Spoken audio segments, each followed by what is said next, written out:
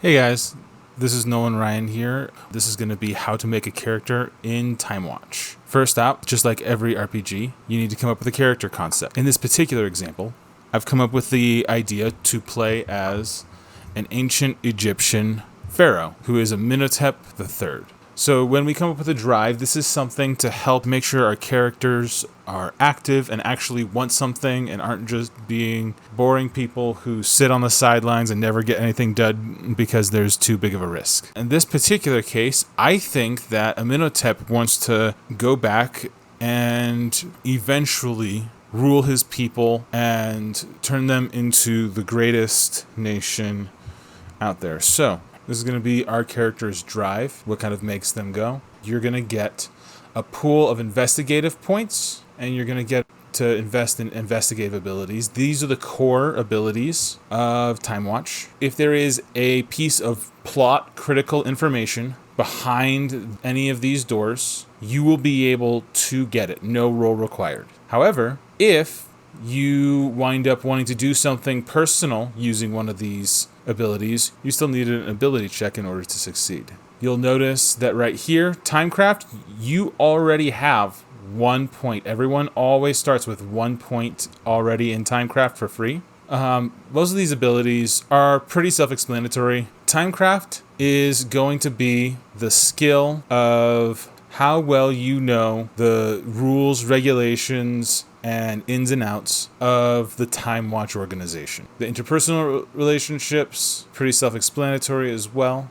If you need exact explanations for what each of these are, there are descriptions in the book. However, the main thing that I want to point out down here is paradox prevention. One of the main features of paradox prevention is that if something happens to alter the timeline mid-adventure, you can only notice if that happened if you have at least 1 point in paradox prevention. One of the interesting things about an investigative ability is that if you have 0 points in it, there is no way for you to use that skill. The pool of points you get depends on the number of players that you have in your game. In my particular example, I'm going to be assuming 5 or more players in the game, which means that each player would get 15 points in investigative abilities. This is to make sure that two different characters aren't stepping on each other's toes with their specialities. That way, everybody has a place and a way and a time to shine. General abilities have a stable pool. No matter how many people are in the game, you have 50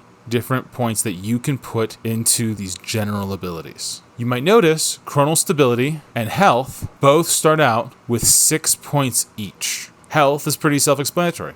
It's your hit points. If you get punched in the face, you're going to be losing health. Chronal stability is a measurement of your ability to stay anchored in the time stream where you are right now. We also look at the medic ability. This is your ability to restore health to people. In the same way, reality anchor is your ability to restore chronal stability to other players. Investigative skills usually won't be going over 3. This is because 1, the number of skills that you needs to cover is pretty in depth. You also really don't need that many points of a skill unless you're planning on absolutely abusing that skill. Okay, went ahead and assigned the scores that I believe our character, Amenhotep III, an Egyptian pharaoh, would have because of his experiences. So we're going to go ahead and do 2 in anthropology, 1 point in architecture, 2 points in ancient history because he is ancient history.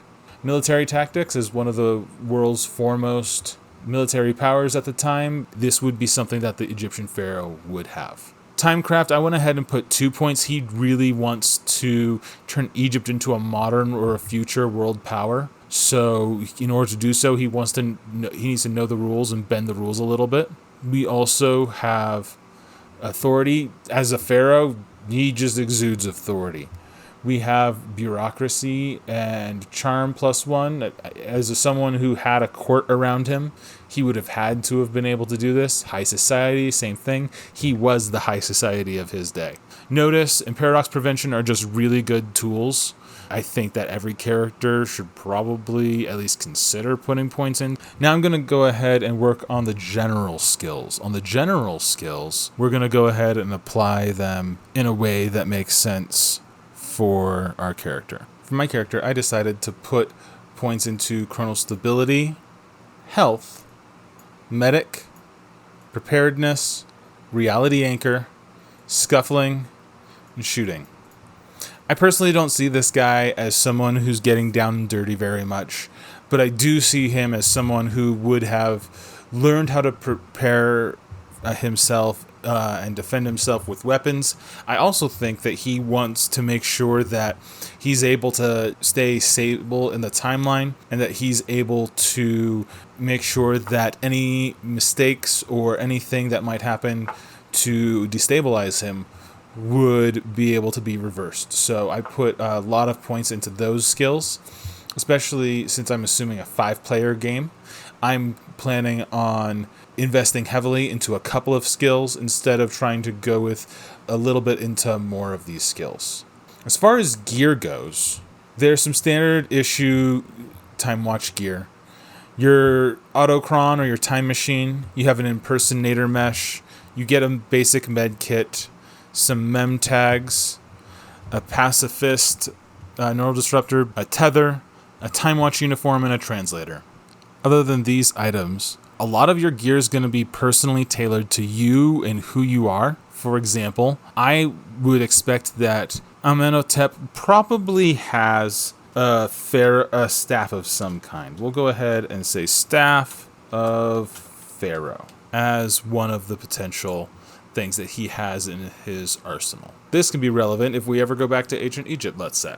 Other than these items, though, everything that you want your character to be able to get is something that they can get. So, as an example, if I want to go and get a gun from modern day America, I can have my character time travel to modern day America and get a gun. You have the entire resources of time and space at your hand, though technically you do only have a budget of $50 million for any one purchase. The last aspects that we need to talk about before we get into hit threshold and armor is boosters. Almost every general ability, chronostability and health being the exceptions, give you a bonus once you hit level 8 in that general ability. Those are called special boosters. Some special boosters can affect things like your hit threshold, how hard it is to hit you. Normally, it would be 3. However, if you have the special athletics booster, then you would potentially get your hit threshold bumped up from 3 to 4. While you can definitely mess around with your armor, your standard Timewatch uniform comes with an armor of 1. Thanks so much for listening. Hope that this was informative. Feel free to give me feedback. I'd love to learn a little bit more, get a little bit better at this. But yeah, have a great rest of your day.